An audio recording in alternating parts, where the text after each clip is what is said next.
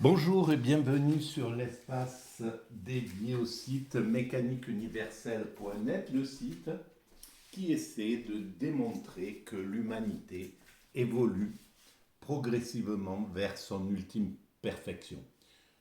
Nous travaillons tous, et sans le savoir pour la plupart d'entre nous, euh, à construire cet état de perfection pour nos enfants futurs.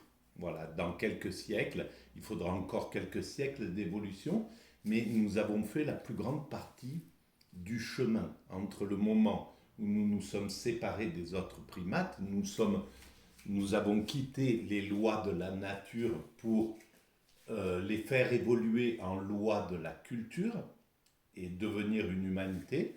Il y a déjà des centaines de milliers d'années, même des millions d'années où nous nous sommes séparés des autres primates, et puis des centaines de milliers d'années de culture, de travail, d'évolution, voilà, où on a commencé à travailler l'outillage, à développer le langage, etc., etc. Tout un tas de choses qui nous ont conduits aujourd'hui à la porte de l'unification. On a construit, on est passé du clan, des petits clans comme chez les primates. Nous fonctionnions comme cela. Comme voilà, les chimpanzés, c'est quelques clans, des clans de une dizaine, quelques dizaines d'individus qui se partagent un territoire, et puis le territoire voisin, c'est un territoire ennemi, plus ou moins, il y a toujours des conflits, etc. Et nous sommes, alors en partant de ce type de clan, nous avons, après plusieurs clans se sont réunis, quand nous sommes devenus des humains, quand nous sommes devenus des êtres humains, plusieurs clans se sont réunis pour former des tribus. Plusieurs tribus, plus tard, se sont réunies pour former des cités. Plusieurs cités se sont réunies pour former des pays, pour former des empires, des pays.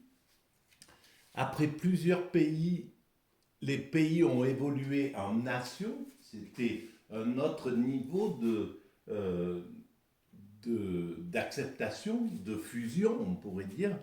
La nation, par exemple, elle englobe le pays, c'est ethnique, le pays fonctionne sur le système ethnique, c'est-à-dire c'est une ethnie qui est dominante, etc., et qui donne qui donne le là entre guillemets.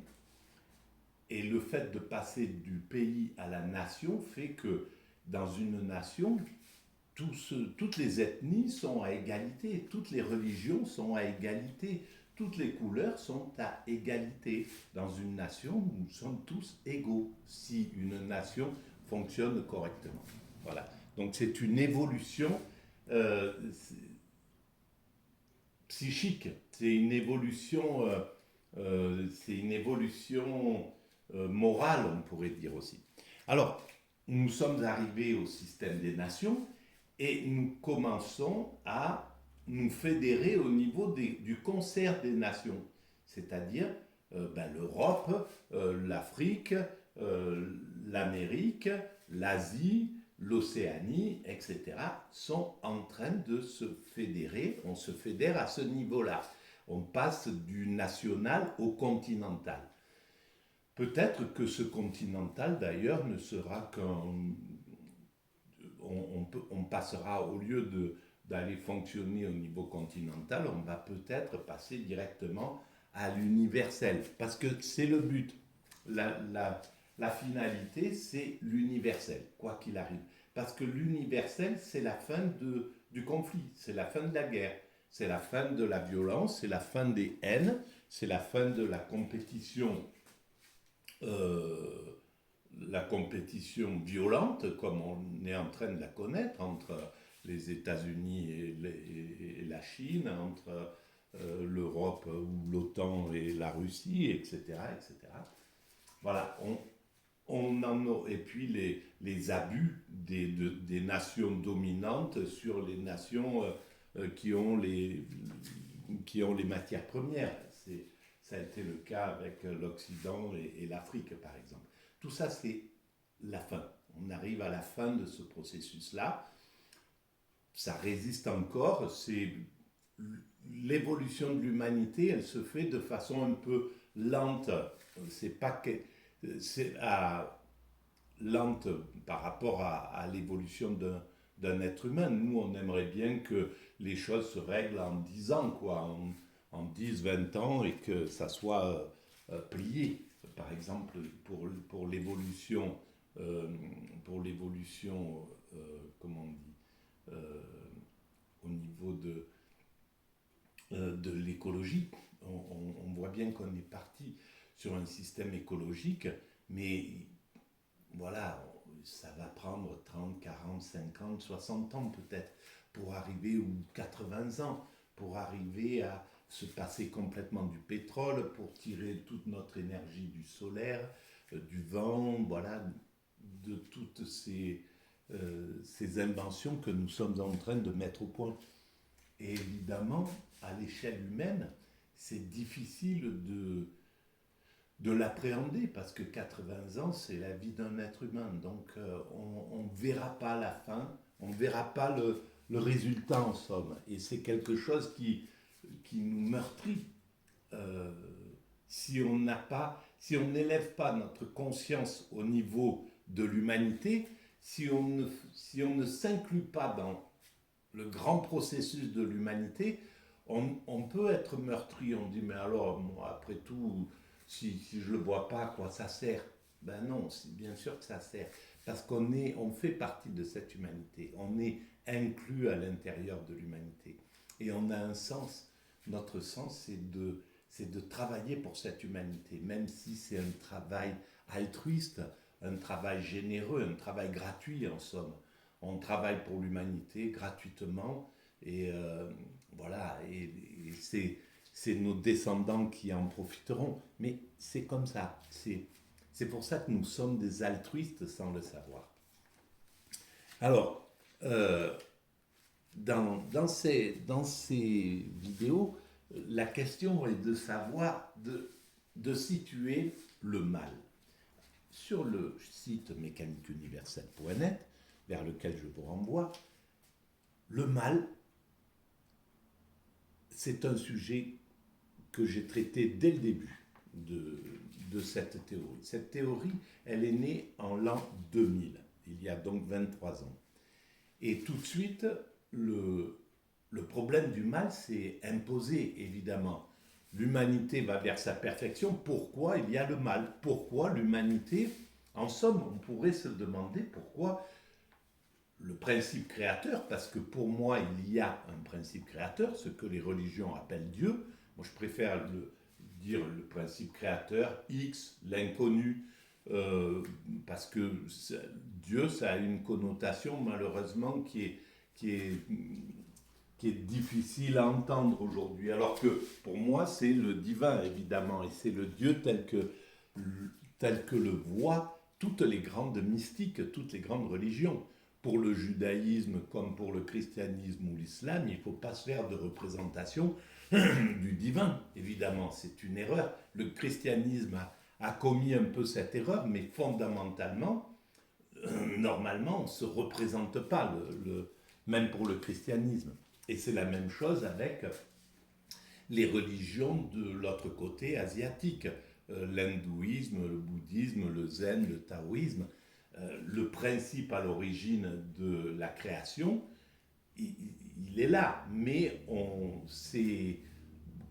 comme c'est un inconnu, on en parle plutôt comme d'un vide palpitant, de quelque chose qui est immatériel, innommable, invisible, etc., etc.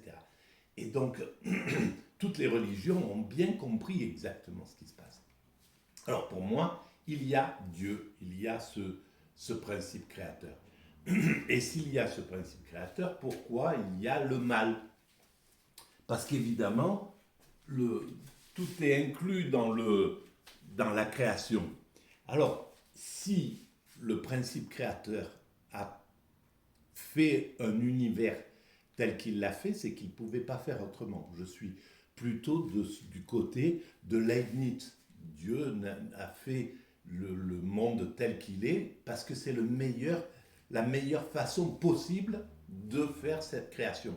Et pour passer de rien à l'humanité, par exemple, donc toute l'évolution, de rien d'abord à la création de l'univers, eh ben, il y a un processus ce processus était inévitable en somme. Sinon, le principe créateur aurait choisi un autre modèle. Donc ce que nous appelons le mal était une nécessité dans l'évolution. C'est comme ça que nous pouvons aller vers le bien. Le mal construit le bien. Ce que nous appelons le mal est un des outils pour construire le bien. Et ça n'aurait eu aucun sens qu'un principe créateur dise ben, je construis le monde sans d'un geste spontané, qu'il n'y ait pas d'évolution et que ça soit déjà tout de suite le paradis. C'est voilà, ça aurait pu évidemment se dérouler comme ça, mais il y a un sens, il y a une raison pour laquelle le principe créateur a construit l'humanité sous cet angle-là. Alors, dans, dans, cette, dans cette vidéo, on va juste commencer à parler de ce que... Je vais lire ce petit passage. C'est dans une telle illusion. Donc c'est sur cet ouvrage Notions de philosophie sous la direction de Denis Kambouchter. Et le mal, c'est Francis Wolff qui en traite, qui traite de ce chapitre. Et donc, pour Bleinberg, en effet, le mal est introduit dans le monde par le péché d'Adam. Voilà. Alors, c'est les métaphores. Et ce que je reproche justement à certains philosophes contemporains, c'est de lire les métaphores aussi simplement que les gens qui ne s'intéressent pas au spirituel et qui vont dire oui mais la Bible dit que Dieu a construit la création en 7 jours, c'est pas possible, etc. Mais ce sont des métaphores, il faut lire les métaphores pour ce qu'elles sont. Ce sont des métaphores. Quand Dieu interdit à Adam de prendre du fruit défendu, ce fruit, c'est le fruit de la connaissance. Si Adam avait accepté de ne pas transgresser, il n'y a pas d'évolution. Parce que sans la connaissance, sans choisir l'évolution, parce que la connaissance, manger de ce fruit, à partir de ce fruit, nous sommes partis en évolution. L'humanité est partie en évolution symboliquement. Et donc, on a dû apprendre, développer toutes nos connaissances. D'abord, apprendre à développer notre langage, à développer l'outillage, à développer la culture, à développer, etc., etc. Et tout ça, c'est grâce au fait d'avoir transgressé, d'avoir mangé ce fruit de la connaissance. Donc, c'était une nécessité. Et donc, l'interdit de la métaphore, c'était qu'il fallait transgresser pour plaire au divin. En définitive, le divin voulait qu'on transgresse pour amener, pour rentrer dans l'évolution, pour faire évoluer un être humain qui vivait sous la forme du paradis originel, c'est-à-dire comme nos cousins primates, dans une sorte de paradis où il n'y a pas d'évolution rapide, on va dire, comme l'évolution de l'humanité s'est déroulée. Et eh bien, il fallait qu'il transgresse. Et c'est comme quand, une autre métaphore, quand Dieu demande à Moïse euh, de, de sacrifier son fils et qu'il l'arrête au dernier moment. Et c'est pas, voilà, c'était pour mesurer la capacité à faire passer le divin au-delà de la vie ordinaire d'un être humain. Donc c'est la métaphore, c'est l'humanité dans son ensemble est plus importante que la vie que nos vies individuelles. Et d'ailleurs, le fait que nous mourions, qu'il y a la mort et que nous soyons inclus dans l'humanité, mais que nous soyons mortels, alors que l'humanité perdure, c'est elle qui nous survit, qui survit derrière nous. C'est elle qui donne la justification de notre présence au monde. Nous sommes ce qui nous justifie, ce qui donne du sens à notre présence au monde, c'est l'humanité. C'est pas nous-mêmes, puisque nous-mêmes, quoi qu'on fasse, on ne travaille pas pour nous. On peut accumuler des milliards. Ça sera le cas de Zuckerberg, et de tous ces milliardaires actuels là. Ben, quand ils vont décéder, Steve Jobs, etc., ben, il est parti, mais on a pu le mettre dans un cercueil en or avec des milliards et des milliards de dollars dans son cercueil. Ça passe pas de l'autre côté, ça reste là. D'accord. Et ça aurait été soumis au pillage comme les tombes des pharaons. Donc on voit bien que ce qui donne du sens à l'humanité, à l'être humain, c'est l'humanité. Et c'est cet état d'esprit qui doit s'élever maintenant. On doit faire passer l'état d'esprit de l'humanité, des êtres humains, à l'humanité dans son ensemble. Comprendre que nous travaillons tous pour l'humanité et que c'est l'humanité qui est le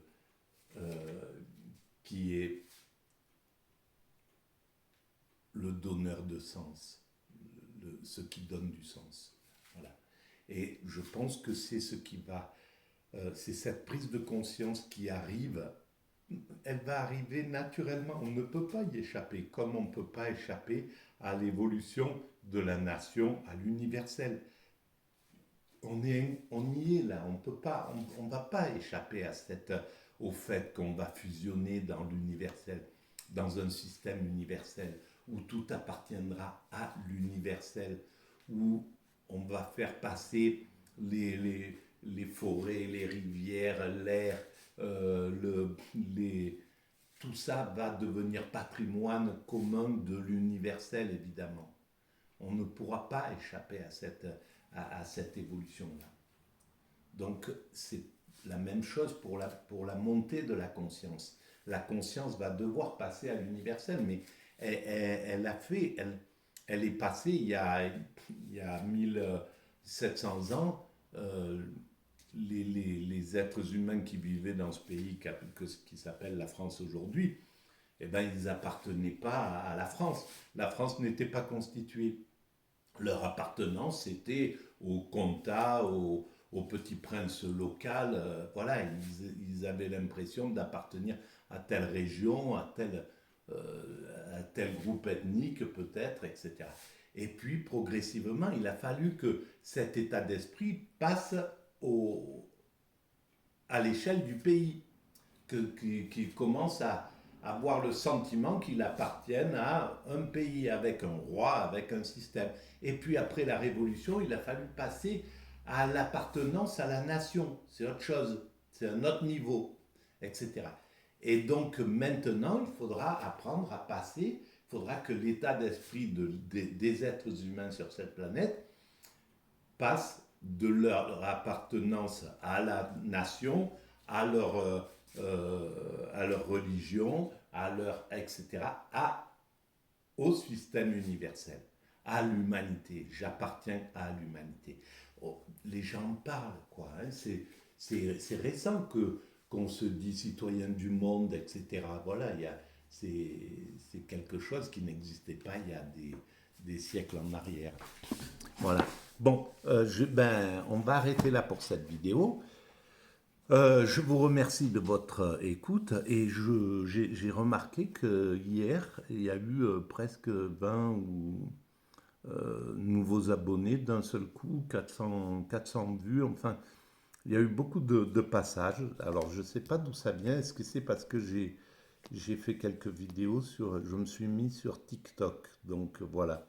Est-ce que ça a joué? Je ne sais pas. En tout cas, si vous pensez que ces vidéos ont un intérêt pour la collectivité, vous pouvez mettre des pouces, vous pouvez vous abonner, vous pouvez en parler autour de vous.